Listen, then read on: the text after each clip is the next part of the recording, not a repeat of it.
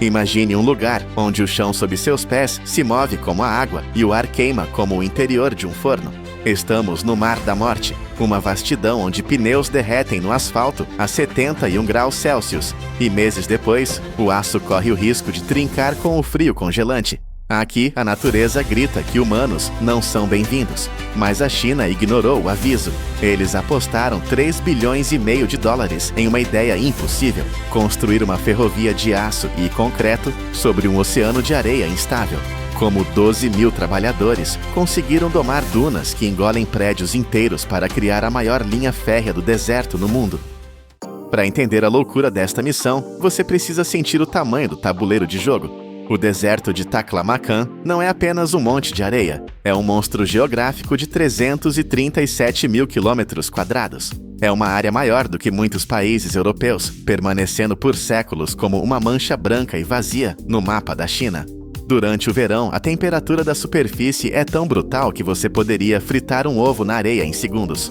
No inverno, o deserto vira um congelador a céu aberto, chegando a 25 graus negativos. Essa variação térmica de quase 100 graus é o pesadelo de qualquer engenheiro.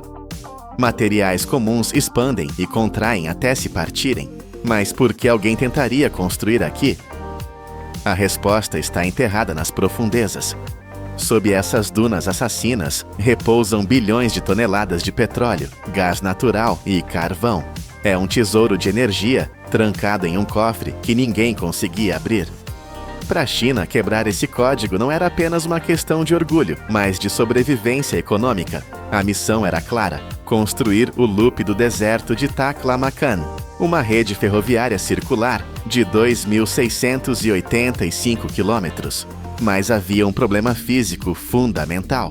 Como você desenha uma linha reta em um mapa que muda todo dia?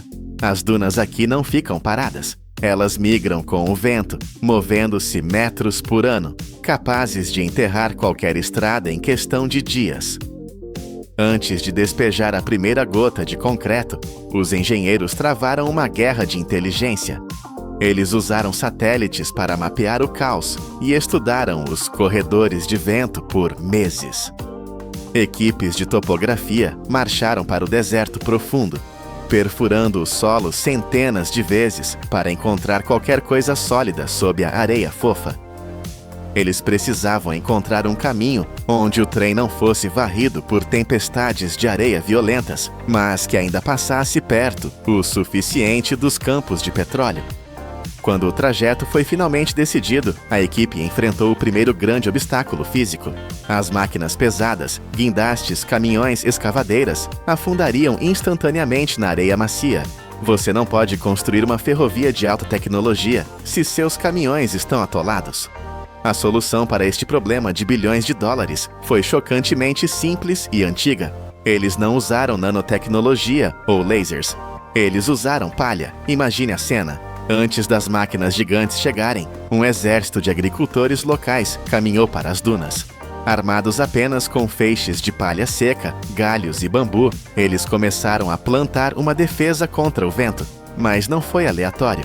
Foi geometria pura aplicada à sobrevivência. Eles enterraram a palha na areia, formando um padrão de tabuleiro de xadrez perfeito.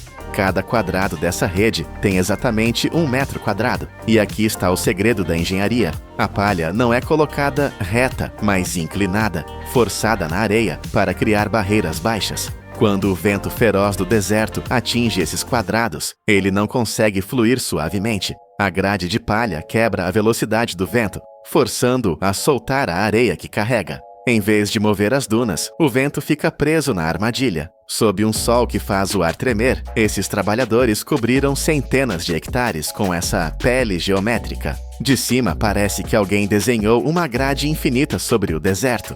O efeito foi imediato. A areia que antes fluía como água parou. O chão endureceu.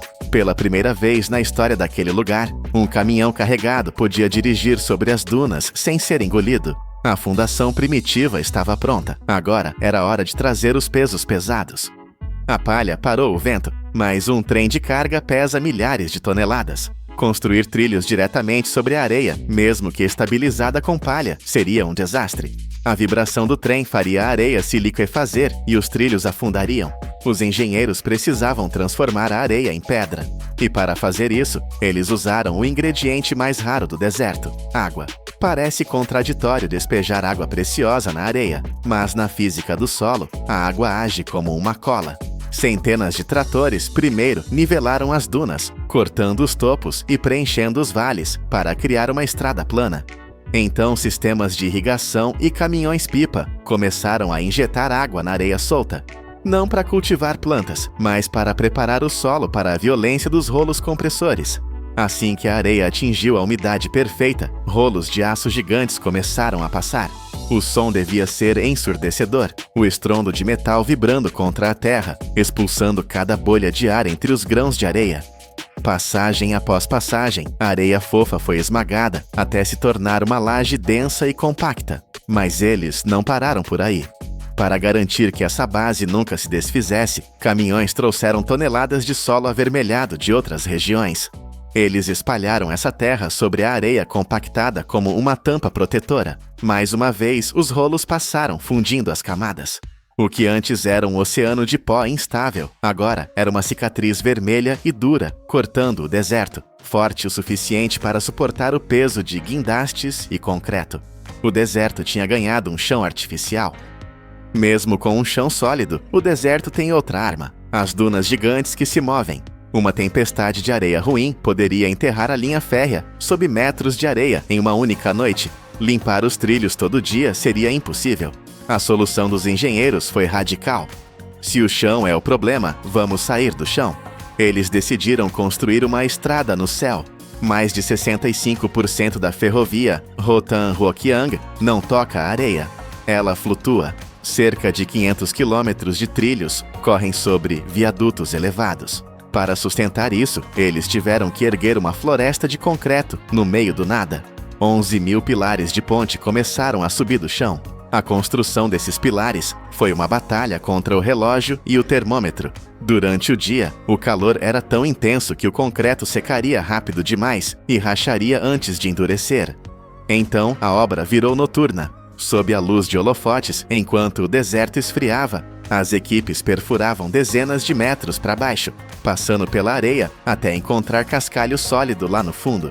Eles inseriam gaiolas de aço e bombeavam concreto, criando raízes profundas que nem o vento mais forte poderia arrancar. Sobre essas raízes, os pilares subiram, alguns chegando a 15 metros de altura. Eles usaram moldes especiais e aditivos químicos para que o concreto resistisse ao sal corrosivo do solo. A visão é surreal. Fileiras infinitas de colunas cinzas marchando para o horizonte como um exército de gigantes petrificados.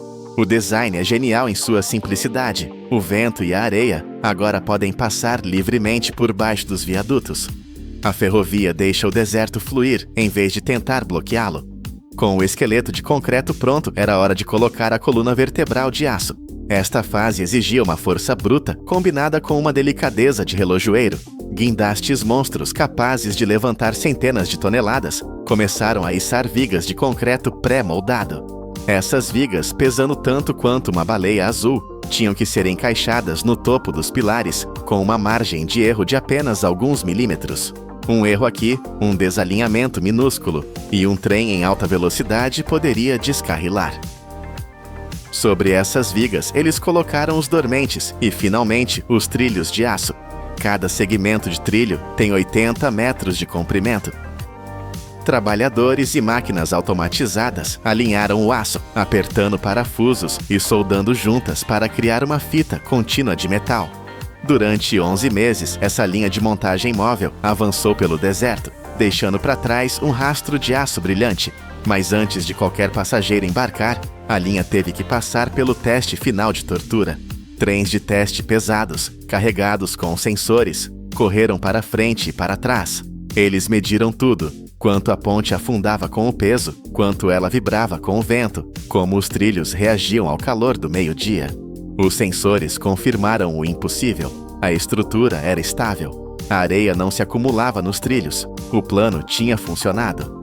Mas construir é uma coisa, manter é outra. Em um ambiente tão hostil, a natureza tenta destruir tudo o que o homem faz. Para proteger essa conquista, a China olhou para outro projeto vizinho, a rodovia do deserto de Tarim, e aplicou uma lição vital: a melhor defesa é a vida. Eles decidiram criar um cinturão verde ao longo das rotas de transporte. Mais plantas precisam de água e estamos no centro de um deserto árido. Trazer água de caminhão seria caro demais. A solução estava brilhando no céu o tempo todo.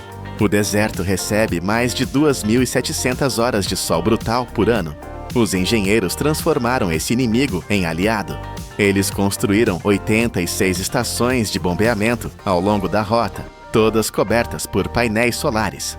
Essas estações usam a energia do sol para alimentar bombas poderosas que sugam água salobra de aquíferos a 100 metros de profundidade. Essa água não serve para beber, mas é perfeita para certas plantas do deserto. Uma rede complexa de tubos pretos corre sob a areia, gotejando água diretamente nas raízes de 200 mil árvores e arbustos plantados ao longo da via. Essas plantas formam uma parede viva que segura a areia e protege o asfalto e o aço. É um sistema de ciclo fechado impressionante. O sol que tenta secar o deserto é usado para bombear a água que o torna verde. Isso transformou a rota no primeiro corredor de deserto com o carbono zero do mundo. É a tecnologia criando um oásis artificial para proteger a indústria. Hoje, se você olhar para o mapa, o anel está fechado.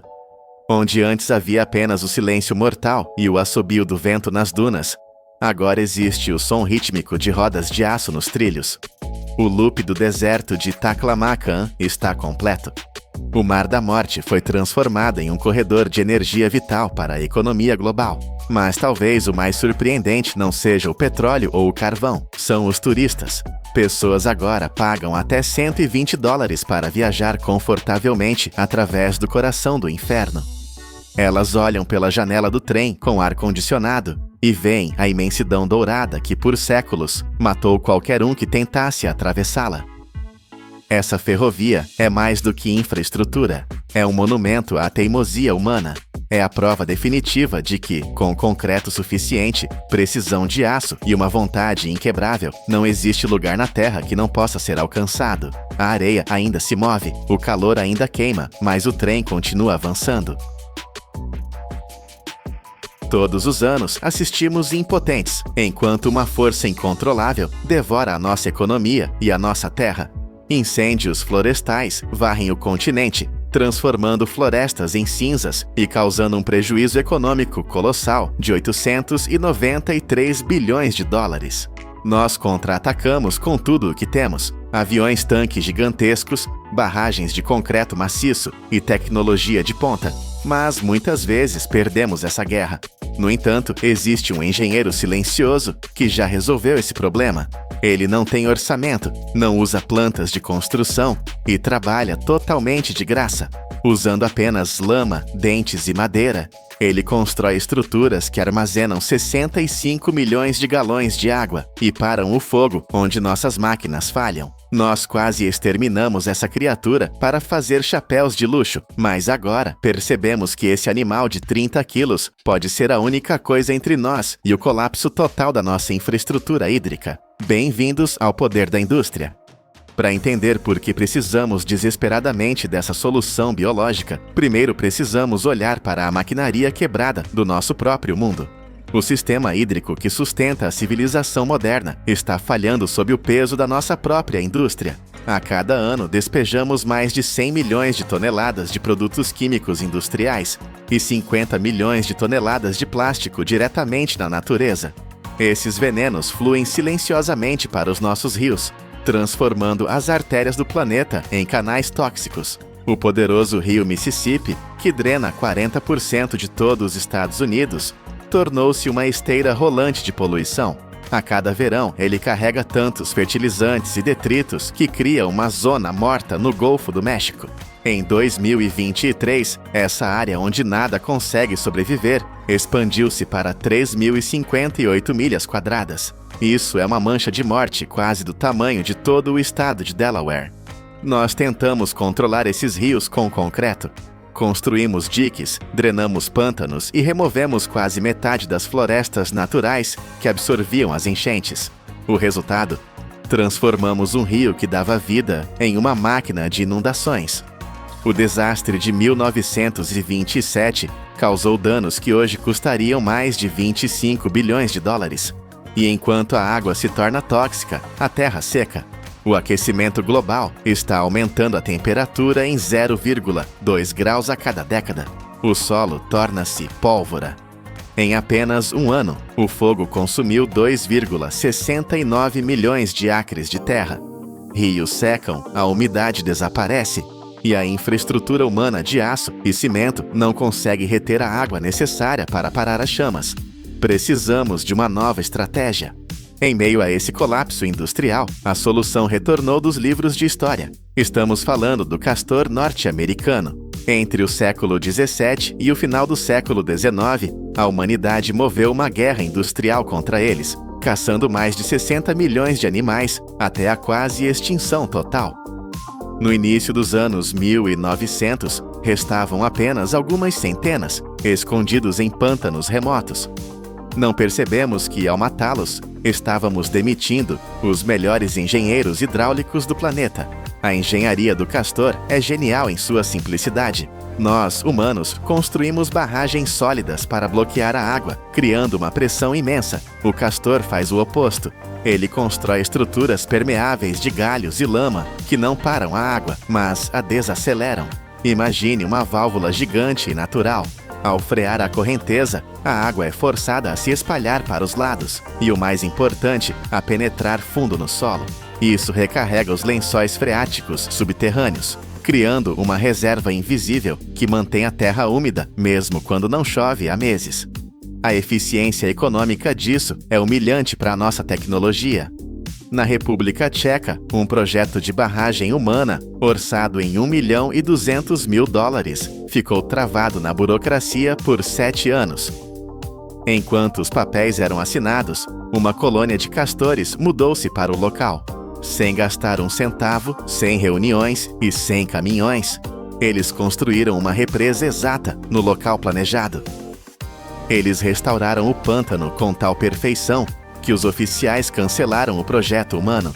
Os castores fizeram o trabalho de infraestrutura pesada de graça. O que esses animais produzem não é apenas uma lagoa bonita, é um produto industrial de alta performance, uma rede de segurança contra secas e incêndios. Vamos olhar para os números. No rio Metal, um local devastado pela seca, ecologistas soltaram 300 castores. Em apenas 10 anos, esses trabalhadores incansáveis construíram 176 novos lagos.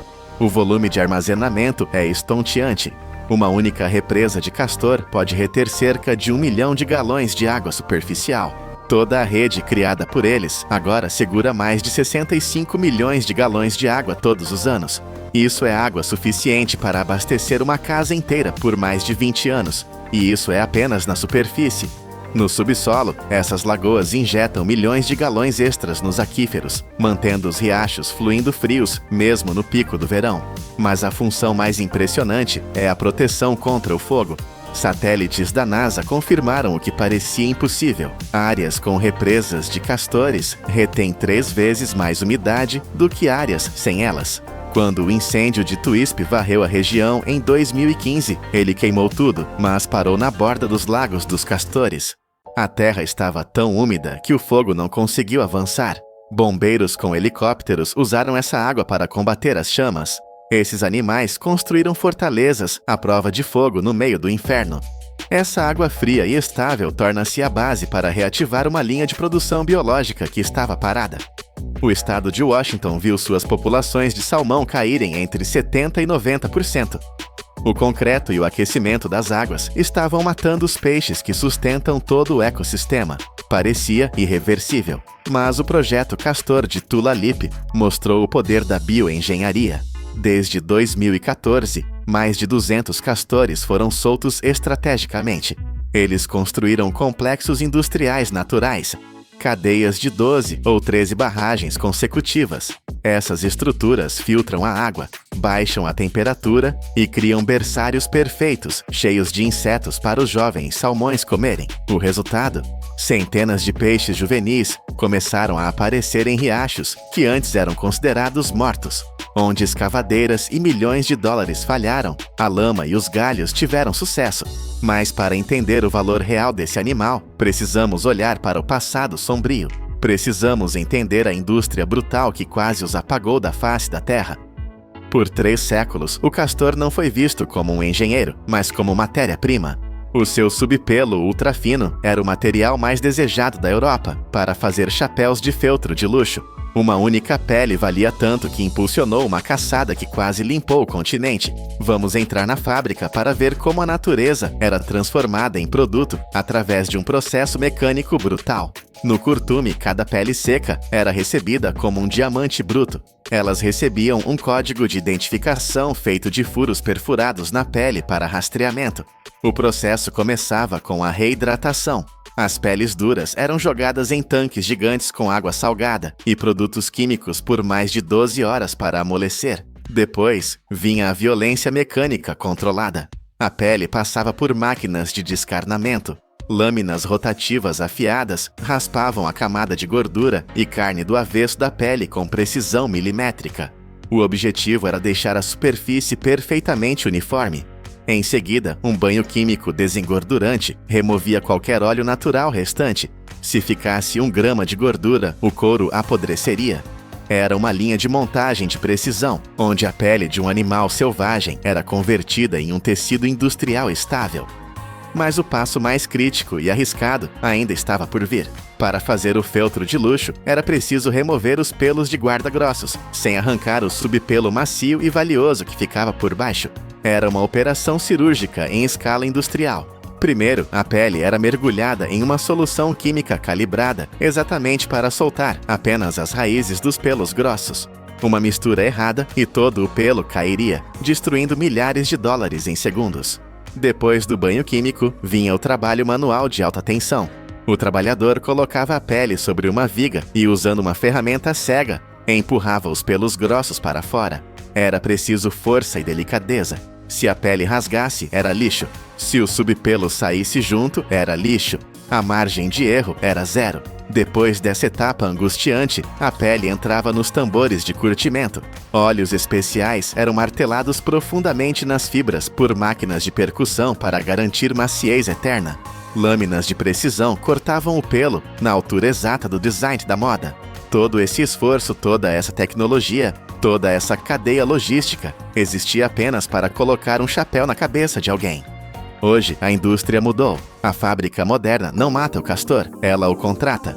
Em lugares como Washington, criamos equipes de logística para gerenciar esses engenheiros vivos. Quando um castor derruba uma árvore em um quintal e vira um incômodo, não chamamos um exterminador. Chamamos a equipe de relocação. É uma operação de resgate técnico.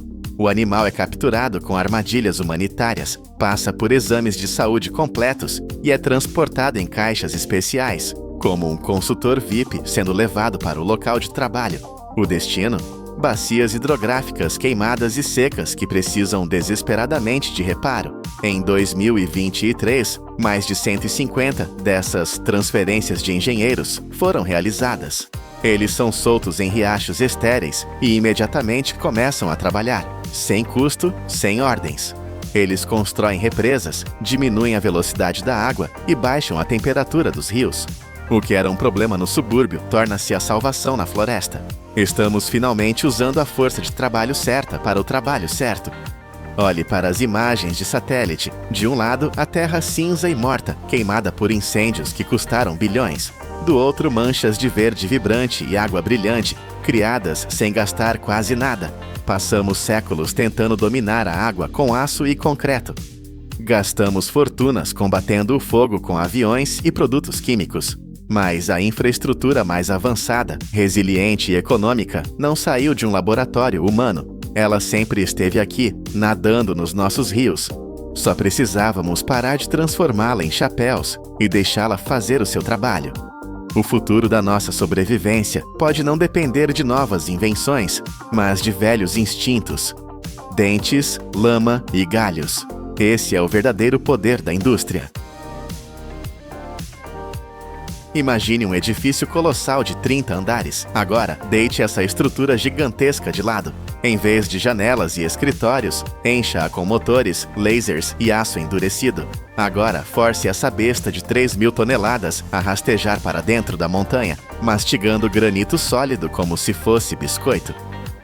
Isso não é um filme de ficção científica. É a realidade brutal acontecendo agora mesmo, nas profundezas da Terra. Estamos falando de uma máquina titânica projetada para transformar o perigo mortal na rota mais segura do planeta.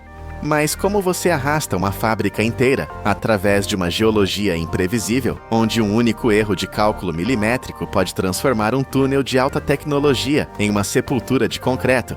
A resposta está escondida nas sombras, onde a pressão esmagadora encontra a genialidade humana. Bem-vindos ao canal Poder da Indústria. Por trás da beleza silenciosa dos picos nevados, esconde-se uma realidade violenta que a humanidade tenta domar há séculos. As montanhas não perdoam erros. Em 1991, um deslizamento catastrófico no Passo Racha ceifou mais de 200 vidas em um piscar de olhos. A natureza atacou novamente em 2014, quando uma tempestade de neve feroz na cordilheira de Annapurna engoliu 400 viajantes, deixando-os desaparecidos no branco infinito. E apenas na China, mais de 1.000 deslizamentos de terra mortais são registrados todos os anos. Esses números não são apenas estatísticas frias, são avisos brutais de nossas limitações, mas também são o combustível que impulsiona nossa busca por um caminho mais seguro. A resposta da engenharia moderna foi audaciosa. Não vamos subir a montanha, vamos atravessá-la. Túneis massivos foram construídos para permitir que veículos viajem em linha reta, cortando o coração da rocha, em vez de serpentear por passagens perigosas à beira do abismo. Isso não apenas economiza combustível e reduz emissões, transforma o perigo iminente em segurança absoluta. Estamos convertendo picos mortais em artérias vitais para o futuro, redesenhando o mapa do transporte global. Mas para transformar esse sonho em realidade, precisamos primeiro ver o que os olhos humanos não conseguem alcançar: o interior da Terra. Antes que a primeira pedra seja quebrada, começa uma missão de espionagem geológica. Engenheiros iniciam a primeira fase com um levantamento abrangente, perfurando orifícios exploratórios que descem dezenas de metros.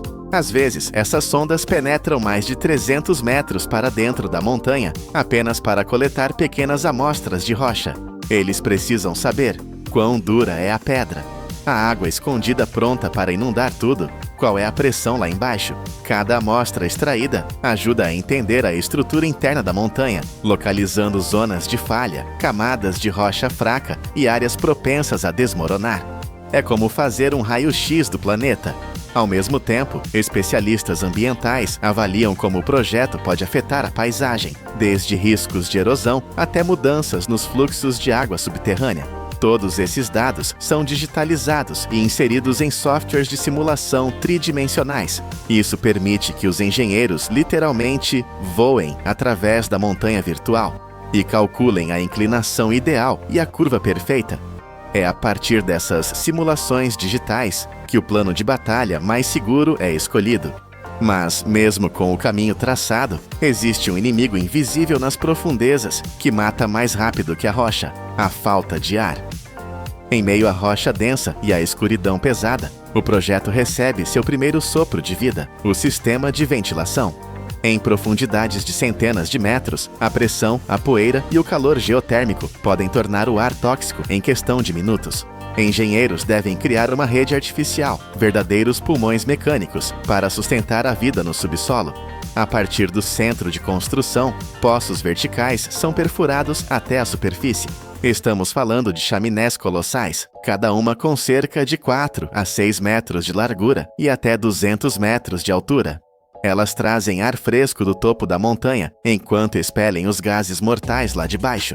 No interior, sensores monitoram constantemente os níveis de oxigênio, temperatura e gases tóxicos, coordenando potentes ventiladores a jato para manter o fluxo de ar constante. Esses poços são construídos usando uma técnica impressionante, onde a cabeça de perfuração é operada de dentro do túnel e empurrada para cima, em direção ao céu, com precisão quase perfeita. Uma vez concluída, Toda essa rede permite que centenas de trabalhadores labutem por horas sob a montanha enquanto respiram o ar da vida. Agora que podemos respirar, é hora de liberar a besta. Enquanto o lado de fora está envolto em uma névoa de poeira, nas profundezas da caverna inicial, uma máquina colossal está sendo montada, peça por peça. Esta é a tuneladora, ou TBM, o predador supremo da engenharia moderna. Montar esse gigante é como construir uma nave espacial dentro de uma garrafa.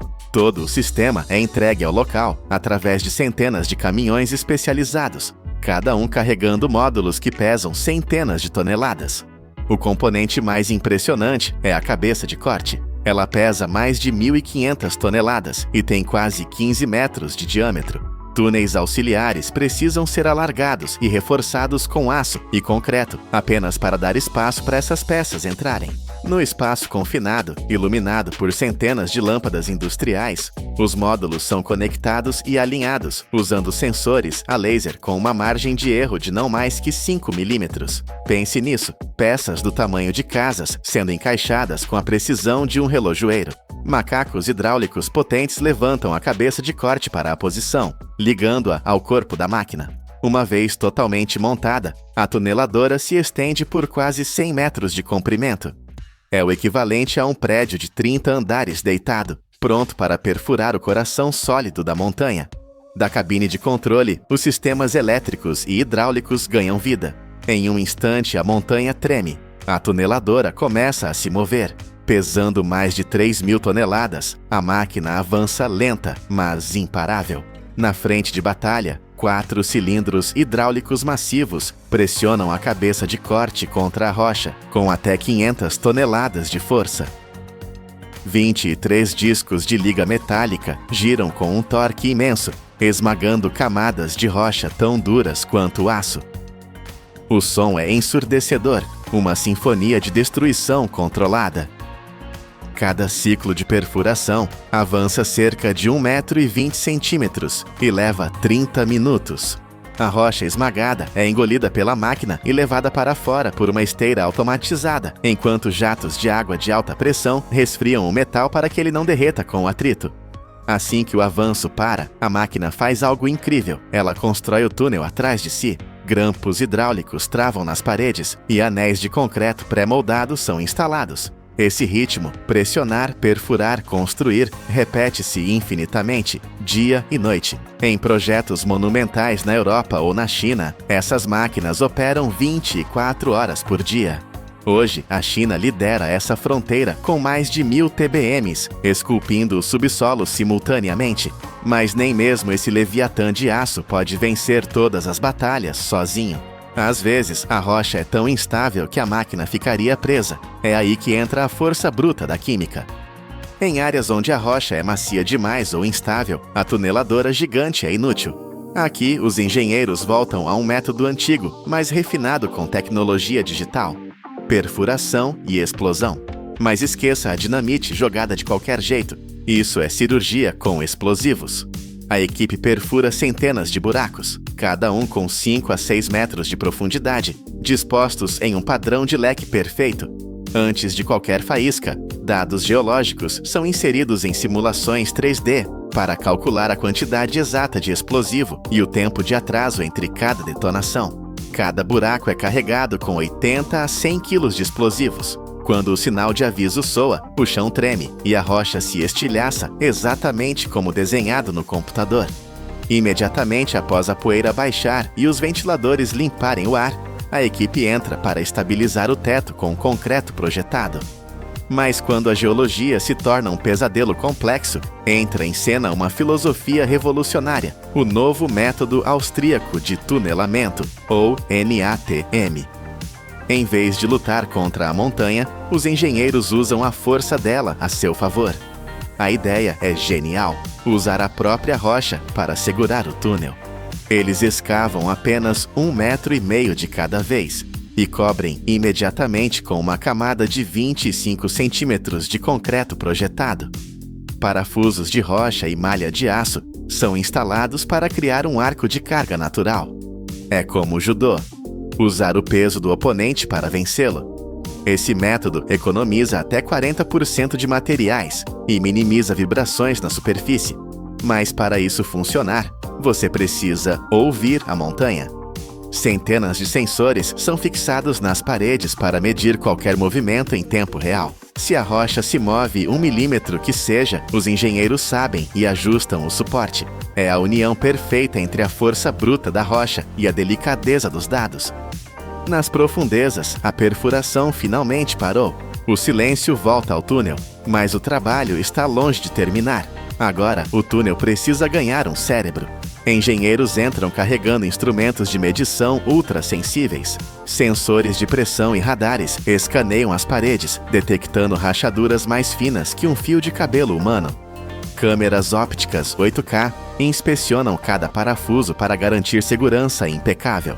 Na sala de controle, centenas de telas ganham vida. Elas rastreiam os órgãos vitais do túnel. Ventiladores gigantes, sensores de fumaça e bombas de drenagem capazes de mover 1000 litros de água por minuto. Tudo é testado sob padrões rigorosos. Somente quando cada luz verde acende, o túnel é declarado pronto. Quando os carros começam a passar, o túnel não dorme. Mais de 1.500 sensores embutidos nas paredes sentem o tráfego e a estrutura 24 horas por dia. Essa informação vai para um software inteligente que emite um alerta se detectar uma deformação de apenas 0,2 milímetros no concreto. 0,2 milímetros, isso é invisível a olho nu, mas os sensores sabem. Todos os anos, a manutenção é feita religiosamente, geralmente à noite, quando o tráfego cai. Ventiladores de 200 kWh são limpos e recalibrados para garantir que, em caso de incêndio, a fumaça seja sugada instantaneamente. É uma máquina viva que nunca para de proteger quem passa por ela. Quando a primeira luz do dia brilha no final do túnel, ela ilumina mais do que apenas asfalto e concreto. Ela revela o resultado de anos de luta, pesquisa e montagem medida ao milímetro. Lembra daquele arranha-céu deitado que imaginamos no início? Ele cumpriu sua missão. O que antes era uma barreira mortal de pedra, gelo e deslizamentos, transformou-se em uma passagem segura e eterna. 3.000 toneladas de aço e a inteligência humana triunfaram sobre o caos geológico. Cada túnel é uma cicatriz curada na terra, uma prova de que não há obstáculo que a engenharia não possa transformar em caminho. É uma obra-prima, nascida da colaboração entre homens, máquinas monstros e dados precisos. E se você quiser continuar descobrindo como a tecnologia transforma o impossível em realidade, não se esqueça de curtir e se inscrever no Poder da Indústria. Aqui a tecnologia não é apenas explicada, é sentida. Até a próxima jornada. Para cada 3 televisores vendidos no mundo, 1 vem da China. É uma estatística impressionante que redefine o poder industrial. Num mercado global que vende mais de 231 milhões de aparelhos todos os anos, uma nação transformou a sua população massiva numa força de trabalho imparável, alimentando linhas de montagem gigantescas que funcionam dia e noite. Mas como eles fazem isso? Por trás das paredes de aço dessas fábricas colossais, existe um mundo oculto, um lugar onde folhas de vidro são mais finas que papel, LEDs são menores que grãos de arroz, e milhões de circuitos minúsculos são unidos. Como é que o caos de peças brutas se transforma na máquina de entretenimento elegante e poderosa que domina as nossas casas? A jornada da fabricação começa, não com aço ou plástico, mas com o silêncio. A jornada começa na parte mais importante, o ecrã. Entramos em salas limpas, massivas. Aqui, o ar é mais puro do que em qualquer outro lugar na Terra. A poeira e a umidade são controladas ao segundo, com uma precisão absoluta. A razão para este extremo? As apostas são incrivelmente altas. Mesmo uma única partícula de poeira, invisível a olho nu, pode arruinar um painel de ecrã inteiro. Um erro que custa centenas de dólares e destrói o produto antes mesmo de ele nascer. O processo é delicado. 2 folhas de vidro ultra finas, polidas até um nivelamento absoluto, entram na linha. Elas são pressionadas juntas como uma sanduíche impossível. No meio reside a camada de cristal líquido. Este é o elemento mágico, a chave que determina como cada pixel individual se ilumina ou muda de cor. Na superfície da primeira folha de vidro, algo incrível acontece. Milhões de transistores microscópicos são organizados com uma precisão que lembra uma cidade em miniatura. Cada um age como um interruptor minúsculo, um porteiro que controla a luz. Na segunda folha, os engenheiros aplicam os filtros de cor: vermelho, verde e azul. Estas 3 cores primárias, quando combinadas em diferentes intensidades, são tudo o que é necessário para produzir milhões de tons únicos. Para garantir que a luz seja guiada com precisão total, filmes polarizadores são anexados na frente e atrás do painel, direcionando o caminho de cada feixe de luz. Quando todas as camadas são fundidas em perfeita harmonia, o painel LCD leve nasce. Mas, neste momento, ele está morto, está escuro. Ele não pode brilhar sozinho. Para que esses milhões de pixels ganhem vida, eles precisam de um parceiro oculto. O painel LCD, por si só, não pode criar luz. Ele só pode bloqueá-la ou deixá-la passar. A luz real vem de trás. É o sistema de retroiluminação LED. Este sistema invisível, colocado diretamente atrás do vidro, é o que transforma o painel silencioso numa tela de imagens vibrantes. E aqui, nas extensas linhas de montagem, no meio de robôs e máquinas, as mãos humanas ainda desempenham um papel vital. Trabalhadores com uma destreza impressionante montam cuidadosamente as tiras de LEDs ao longo das bordas da estrutura. Cada LED é posicionado estrategicamente para garantir que a luz se espalhe uniformemente por todos os cantos do ecrã. Estes LEDs são espantosamente pequenos, não maiores que um grão de arroz, mas, coletivamente, são suficientemente poderosos para iluminar todo o ecrã. No entanto, milhares deles operando juntos geram um calor intenso. O calor é o inimigo da eletrônica. Para combater isso, cada um é soldado firmemente numa folha de alumínio. O metal age como um dissipador de calor gigante, puxando o calor para longe dos LEDs e mantendo as luzes frias durante a operação contínua.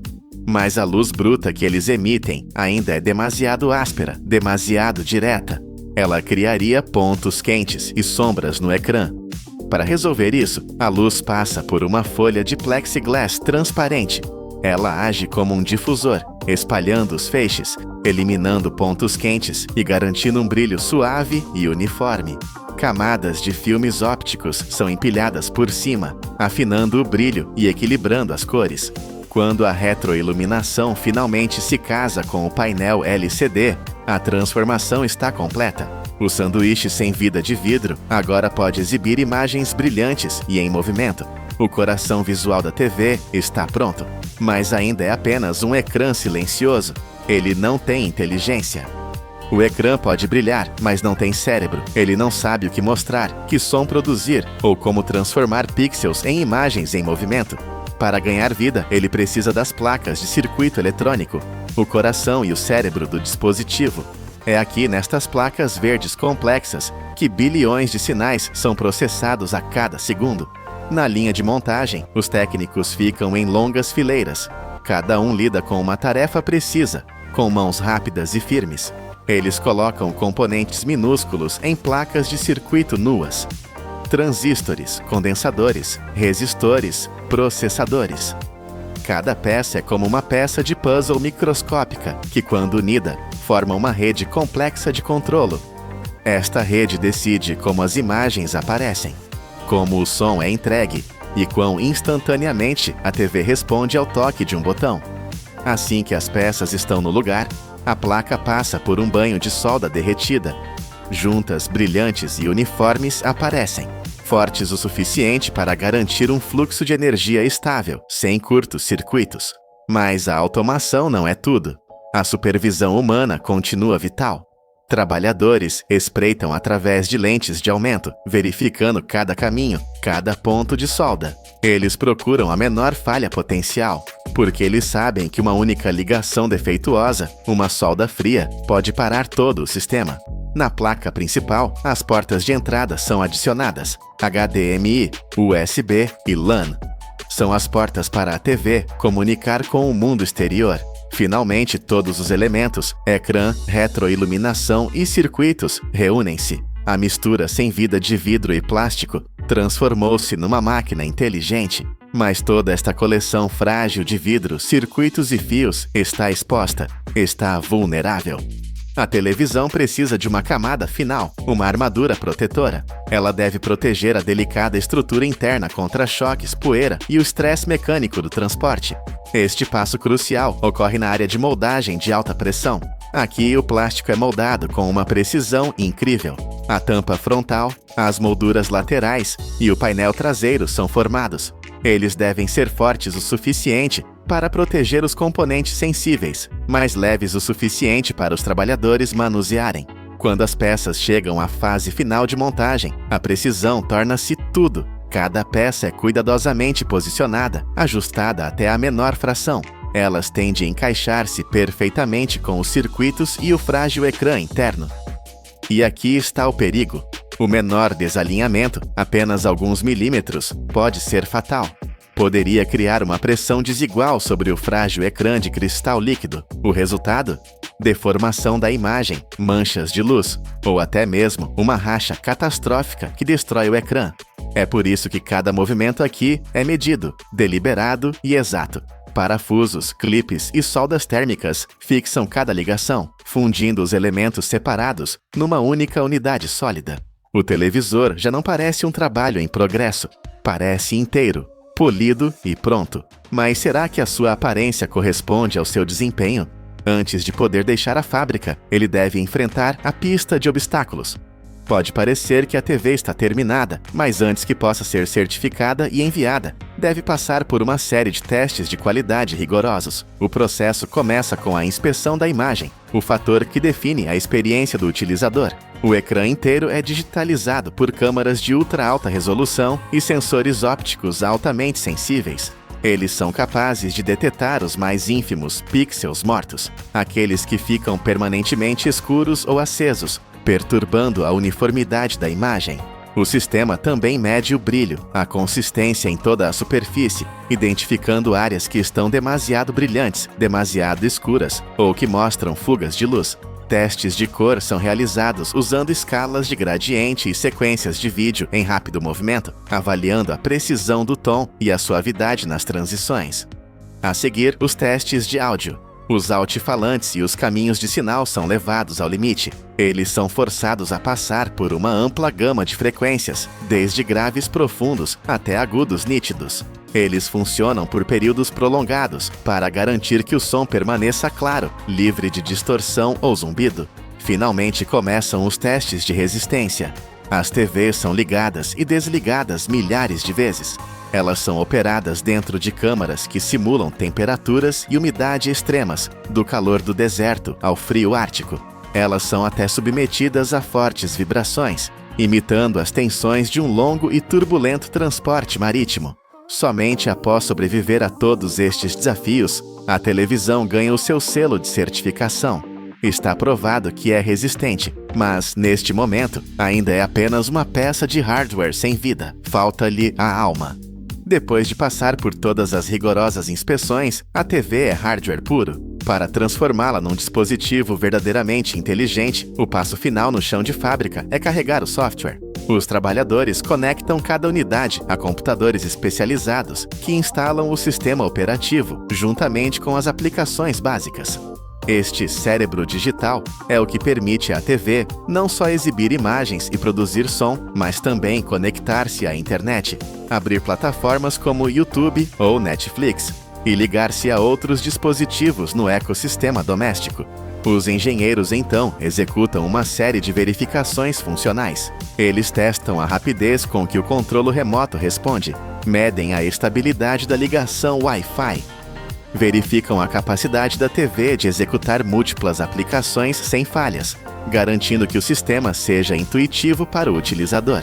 Somente quando cada funcionalidade opera sem problemas, da conectividade à navegação, a televisão pode oficialmente ganhar o nome de Smart TV, um centro de entretenimento completo, pronto para ser embalado. Com a montagem e as inspeções concluídas, a TV entra na fase final da sua jornada, preparando-se para deixar a fábrica. Os trabalhadores colocam cada unidade em armações de espuma moldada, com cada canto firmemente preso para minimizar a vibração durante o transporte. O corpo da TV é então envolto em sacos antiestáticos e película protetora de plástico, garantindo que a superfície permaneça livre de riscos. Em seguida, os aparelhos são embalados em caixas de cartão multicamadas. Caixas resistentes, claramente impressas com números de lote, códigos QR e datas de produção. Isto permite um rastreamento preciso e eficiente em toda a cadeia de abastecimento. Acessórios como o controle remoto, cabo de alimentação e manual do utilizador são cuidadosamente organizados no interior. Estas caixas são empilhadas em paletes, envoltas em filme extensível e movidas para armazéns centrais. A partir daí, milhares de contentores são carregados e enviados, viajando por estrada, mar e ar para todos os cantos do globo. No momento em que uma TV chega à sala de estar de alguém, ela representa mais do que um dispositivo eletrônico.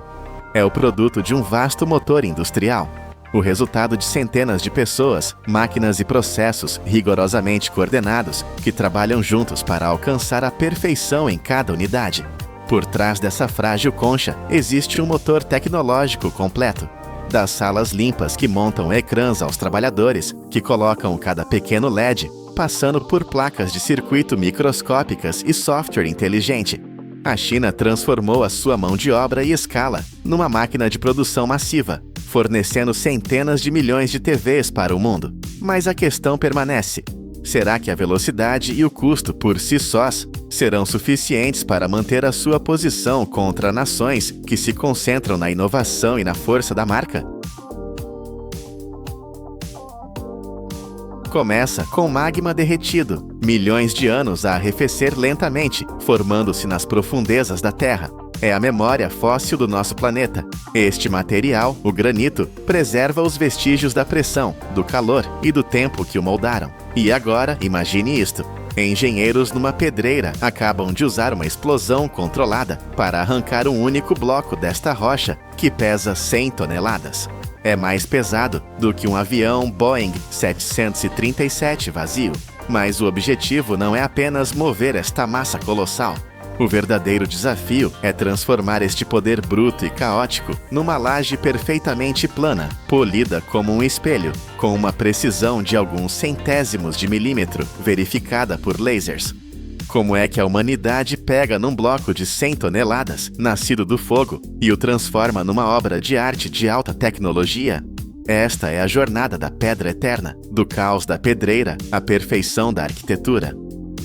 A viagem começa em vastas pedreiras a céu aberto, paisagens esculpidas pela engenharia humana.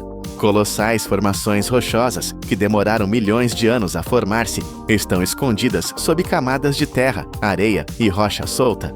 Antes de poderem sequer tocar no granito valioso, as equipas têm de remover esta sobrecarga, por vezes dezenas de metros dela. Quando o leito de rocha principal está finalmente exposto, o verdadeiro trabalho começa. As equipas de perfuração movem-se pela superfície, marcando pontos precisos. Seguem um padrão de grelha cuidadosamente calculado, perfurando fundo na pedra. O objetivo aqui não é a destruição, é a precisão. Estes furos são então carregados com uma quantidade medida de explosivos, apenas o suficiente. O objetivo não é estilhaçar o granito em pedaços inúteis, é usar a onda de choque para o separar em grandes blocos, sem fraturar o núcleo. Uma sequência de explosão controlada é acionada. Em segundos, um eco estrondoso reverbera pelo vale. Lajes maciças pesando milhares de toneladas destacam-se e deslizam pelas paredes da pedreira. Quando a poeira assenta, o titã está exposto, mas a força bruta tem os seus limites. Para uma extração mais controlada, a tecnologia assume o controlo. A serra de fio diamantado é uma ferramenta de pura maravilha. Um cabo de aço robusto, revestido com esferas de diamantes sintéticos, roda continuamente em alta velocidade. É o diamante que corta o granito. A serra fatia a pedra densa, sem causar fissuras. Em pedreiras maiores, a alternativa são lâminas de serra gigantes. Imagine uma lâmina com até 3,6 metros de comprimento, equipada com segmentos de ponta de diamante. Estas lâminas movem-se para a frente e para trás, lentas mas implacáveis. libertando lajes intactas da parede da montanha. Ambos os métodos de corte têm algo em comum: um fluxo constante de água. Durante um único turno, o consumo pode atingir entre 3.700 e 7.500 litros de água. Esta água é vital. Arrefece a superfície de corte para evitar que as lâminas sobreaqueçam e lava o pó de pedra. Mas, mais importante, suprime a perigosa poeira de sílica. Estas são as partículas finas, transportadas pelo ar, que podem causar graves doenças pulmonares. É uma medida de segurança essencial. Felizmente, a maior parte desta água é recuperada e reciclada. Finalmente, quando as linhas de corte estão completas, os trabalhadores usam cunhas de aço ou macacos hidráulicos. Com uma libertação final e precisa de pressão, uma pedra que pesa dezenas de toneladas cai no chão da pedreira. O bloco de granito está livre da montanha, mas agora enfrenta o seu primeiro grande desafio: mover-se. Esta não é uma tarefa para caminhões normais. Devido ao seu peso imenso, os blocos são primeiro transportados para uma área de preparação, staging area, dentro da própria pedreira. Aqui, o terreno é nivelado e seguro. O transporte é feito por caminhões de carga especializados, veículos com plataformas rebaixadas e chassis reforçados, concebidos especificamente para o terreno íngreme e irregular da pedreira. Para carregar estas bestas, são necessários guindastes de esteiras gigantes. Antes de cada elevação, o bloco é meticulosamente preso. Correntes de aço e cintas robustas são posicionadas em pontos de equilíbrio cuidadosamente calculados. A última coisa que alguém quer é que um bloco de 100 toneladas deslize ou rode durante a elevação. O guindaste levanta o bloco e baixa-o suavemente sobre um reboque de múltiplos eixos para cargas pesadas.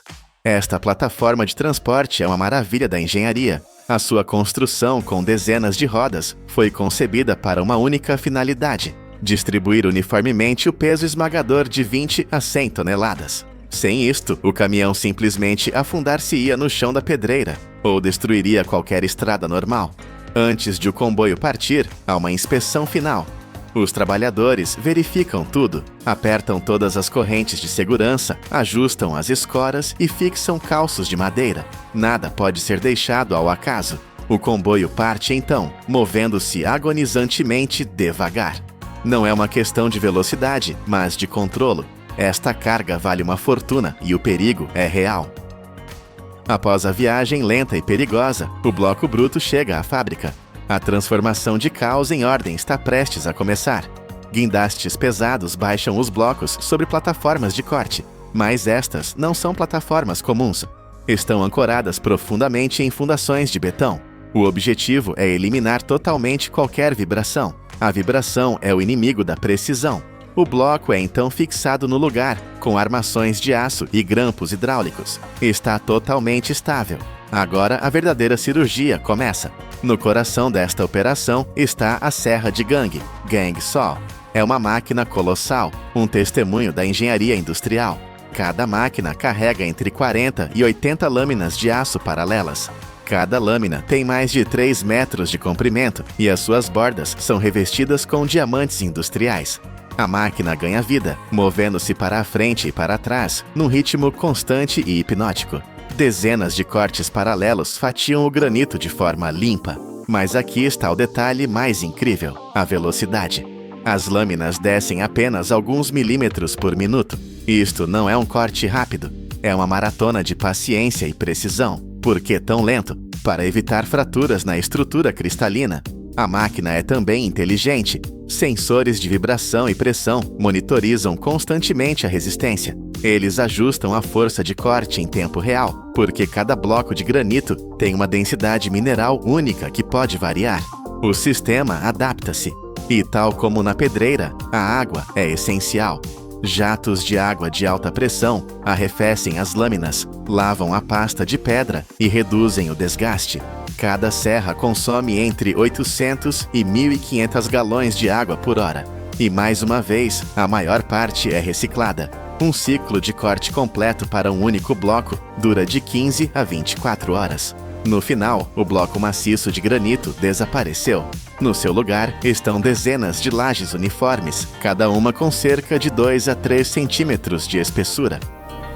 Após 24 horas de corte, as lajes estão prontas, mas ainda não estão bonitas. A superfície está áspera, baixa e coberta por uma fina poeira de pedra. A sua verdadeira beleza, os padrões minerais, está escondida. Agora começa a etapa mais satisfatória visualmente. As lajes, cada uma pesando várias centenas de quilos, são transferidas para uma linha de polimento automatizada. É um sistema que se estende por dezenas de metros e funciona sem parar.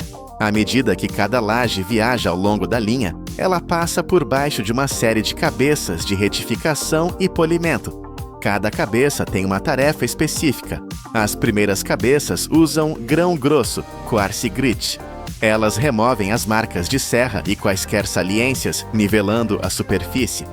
Depois, a laje passa para cabeças de grão fino, finer grit, muitas vezes revestidas com diamantes industriais. Estas refinam a superfície com uma precisão notável, removendo apenas uma camada fina. E este processo também é inteligente. Sensores controlam automaticamente a pressão e a velocidade de rotação de cada cabeça. Isto é crucial para proteger a estrutura cristalina do granito contra microfraturas. Um fluxo constante de água reduz o atrito e lava a pasta de pedra. É aqui que a magia acontece. À medida que a pasta cinzenta é lavada, as superfícies tornam-se mais brilhantes. A luz começa a refletir. Finalmente, a intrincada mistura de cristais de quartzo, mica e feldspato é revelada. O padrão mineral, a assinatura da terra, que dá ao granito o seu brilho metálico característico, emerge por fim. A superfície está agora polida até um brilho espelhado, mas o trabalho ainda não terminou. O granito é incrivelmente duro, mas também é poroso. Tem poros microscópicos que o tornam vulnerável. Antes de estar pronto para o mundo, precisa de proteção. Os trabalhadores aplicam um selante protetor transparente. Esta fórmula, tipicamente à base de silano ou silicone, penetra profundamente nos poros microscópicos do granito. Forma uma barreira invisível contra água, óleo e ácidos suaves. Em linhas de produção de grande escala, isto é feito por pulverizadores automatizados ou rolos de baixa pressão. Depois de o selante curar, a laje entra na fase de inspeção final. Primeiro, a inspeção humana. Os trabalhadores inspecionam cada laje sob iluminação de alta intensidade. Eles procuram arranhões tênues, manchas nebulosas ou mudanças subtis no tom da cor. Mas o olho humano tem limites. É por isso que a laje passa para a zona de inspeção a laser. Sensores de varrimento multifeixe projetam-se sobre toda a superfície. Capturam milhões de pontos de dados para gerar um mapa 3D detalhado de cada laje. A partir deste mapa, um software especializado analisa a planicidade, a espessura e o alinhamento. A precisão é impressionante. Deteta desvios tão pequenos quanto alguns centésimos de milímetro. Esta tecnologia vê o que é invisível a olho nu: microfissuras, bolsas de ar ou deformações na superfície. Apenas as peças impecáveis, as que passam neste teste de alta tecnologia, seguem em frente. A laje de granito está agora perfeita, protegida, polida e verificada por laser. Mas como se move com segurança algo que pesa 450 quilos e é, ao mesmo tempo, um produto de luxo? A embalagem é o último desafio de engenharia. Todo o movimento é tratado por elevadores robóticos especializados ou guindastes de pórtico hidráulicos. Estas máquinas não usam pinças, que poderiam lascar as bordas. Elas usam garras de sucção a vácuo. Elas agarram a laje pela sua superfície polida, levantando-a verticalmente. Isto evita arranhões, lascas ou danos nos cantos. As lajes são então colocadas em paletes de aço pesado ou de madeira reforçada. São posicionadas na vertical. Os trabalhadores inserem almofadas de borracha ou espaçadores de espuma entre cada laje. Este espaço é vital para manter uma folga igual e prevenir fendas por vibração durante o transporte. A palete inteira é então protegida, uma estrutura de aço circundante, fitas de metal apertadas e uma película protetora de polietileno protegem contra poeira e umidade. Finalmente, cada envio é rotulado. Tem informações detalhadas de rastreabilidade, tipo de pedra, dimensões, número do lote e origem da pedreira. A jornada está completa. Mas sabia que esta pedra é mais do que apenas um material de construção? É um símbolo de poder há milênios. Do antigo templo de Brihadisvara, na Índia, uma maravilha da engenharia, aos rostos imponentes do Monte Rushmore, nos Estados Unidos. A humanidade sempre escolheu o granito para declarar poder e eternidade. É um desejo de ser lembrado. Este desejo ainda ecoa. Quando Donald Trump expressou o desejo de ter a sua imagem esculpida no Monte Rushmore, não foi apenas ambição, foi um reflexo dessa necessidade humana intemporal de deixar uma marca eterna. E todo este processo, apesar de usar milhares e milhares de litros de água para cortar e polir, é surpreendentemente sustentável. A maior parte dessa água é recuperada, filtrada e recirculada de volta ao sistema. De magma fundido que arrefeceu durante milhões de anos, de um bloco caótico de 100 toneladas, arrancado da terra com explosivos, até uma laje de engenharia precisa, polida para revelar a beleza original da Terra e verificada por lasers com uma precisão de centésimos de milímetro. Sob a precisão da engenharia e tecnologia modernas, este material aparentemente sem vida tornou-se um símbolo de resistência, a pedra angular da arquitetura intemporal em todo o mundo. Não é apenas uma rocha, é a prova de como a humanidade pode pegar no poder bruto do planeta e transformá-lo num legado duradouro. Vocês acham que o compensado é apenas um monte de serragem prensada? Um material barato, usado para tapar buracos em construções? É hora de repensar. E se eu dissesse que essa placa de madeira é, na verdade, um símbolo de alta engenharia? Um material projetado que começa sua jornada como uma fita de madeira quase transparente, com apenas 1 milímetro de espessura. Uma fita contínua, desenrolada de uma tora maciça, que gira a centenas de rotações por minuto contra uma lâmina afiada. Isso não é simplesmente madeira, é a engenharia transformando a natureza em algo mais forte. Mas como os engenheiros conseguem literalmente desenrolar uma árvore inteira? Como eles pegam essa fita frágil e a transformam em um painel estrutural tão forte e estável que se tornou a base da arquitetura moderna e do design de interiores? Esta é a incrível jornada da madeira, de uma floresta gerenciada até se tornar uma maravilha da engenharia. A jornada para criar uma única placa de compensado não começa em uma floresta antiga, derrubada ao acaso. Ela começa em um ambiente totalmente projetado e controlado. A fonte da matéria-prima são plantações industriais gigantescas. Pense nelas não como florestas, mas como máquinas verdes de alta eficiência. Vastas plantações de árvores como acácia, eucalipto ou pinheiro, plantadas em fileiras perfeitas. Diferente de uma floresta natural, que pode levar um século para se regenerar, essas árvores são cultivadas para crescer rápido. Elas atingem o tamanho ideal para o corte, em um ciclo incrivelmente curto, de apenas 7 a 20 anos. Cada hectare, cada metro quadrado, é otimizado. Em 1 hectare, podem crescer de 2.000 a 3.000 árvores, todas plantadas com um espaçamento calculado para que recebam a quantidade exata de luz solar e nutrientes, sem desperdício. Hoje, essas fazendas de árvores cobrem mais de 290 milhões de hectares ao redor do mundo. É uma área gigantesca que fornece mais da metade de toda a madeira usada para compensados no planeta. Este modelo de plantação industrial tem uma missão crítica. Ele permite que a indústria produza em massa, sem precisar destruir as florestas nativas, que são vitais para o nosso ecossistema. Quando chega a hora da colheita, não há espaço para improviso. É um balé mecanizado. Máquinas pesadas, chamadas harvesters, avançam em formação.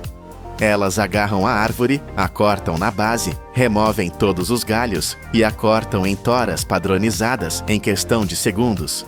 E aqui, a eficiência é total. Os troncos retos e perfeitos são separados e seguem para a fábrica. Mas e os topos das árvores? Assim que as toras chegam ao pátio da fábrica, elas entram no que parece ser uma gigantesca área de espera. Mas é uma espera de alto risco. Se as toras recém-chegadas da floresta forem deixadas ao sol e ao ar livre, elas secarão de forma desigual.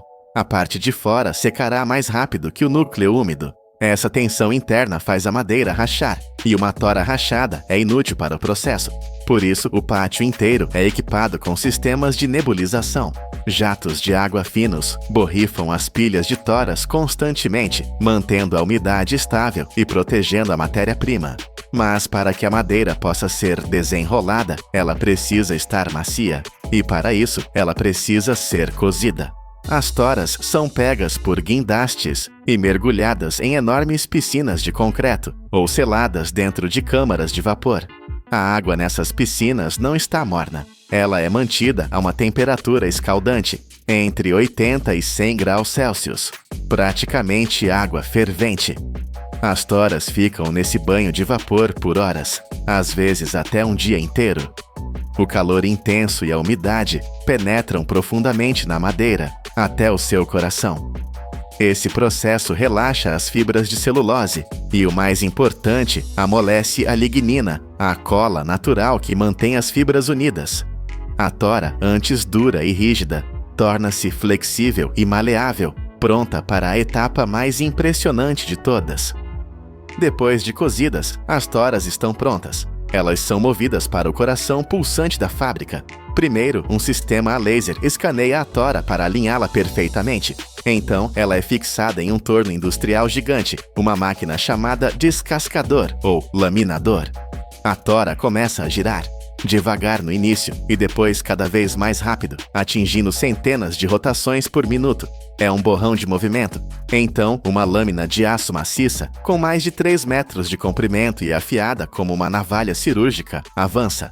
Ela é pressionada firmemente contra a tora em alta velocidade. O que acontece a seguir é quase mágico. A máquina não corta lascas. Ela descasca a tora, como se estivesse apontando um lápis gigante. O resultado é uma fita contínua de madeira, uma única folha chamada lâmina ou folheado, que se desenrola da tora em um fluxo hipnótico e ininterrupto. A espessura dessa fita é o fator mais crítico de todo o processo. Ela tem apenas 1 a 3 milímetros de espessura. A precisão aqui é absoluta. Se a lâmina variar apenas 0,1 milímetros, mais fino que uma folha de papel, a folha inteira pode ser considerada inútil, pois comprometerá a força da placa final. Para garantir essa precisão, sensores a laser medem a espessura da fita milhares de vezes por segundo, enviando dados para um computador que ajusta a lâmina em tempo real. Em menos de 1 minuto, o que era uma tora sólida e pesada desaparece, deixando para trás apenas um pequeno núcleo cilíndrico e centenas de metros de fita de madeira perfeita. Esta longa fita de madeira agora é cortada por lâminas automáticas em painéis de tamanho padrão, mas eles estão completamente encharcados, contendo mais de 30% de água do processo de cozimento. Se fossem prensados assim, a água se transformaria em vapor e explodiria a placa. Eles precisam ser secos, e secos rapidamente. Os painéis molhados são alimentados em sistemas de secagem especializados. São túneis de fogo gigantescos, que se estendem por dezenas de metros de comprimento. As folhas são colocadas em correias transportadoras de metal e viajam por uma série de zonas de aquecimento.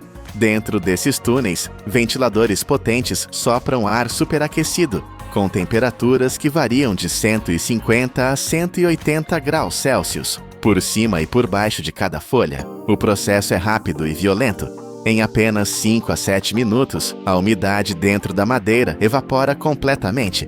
O nível de umidade despenca de 30% para um número exato, geralmente entre 6 e 8%. Esse número é o ponto de equilíbrio perfeito.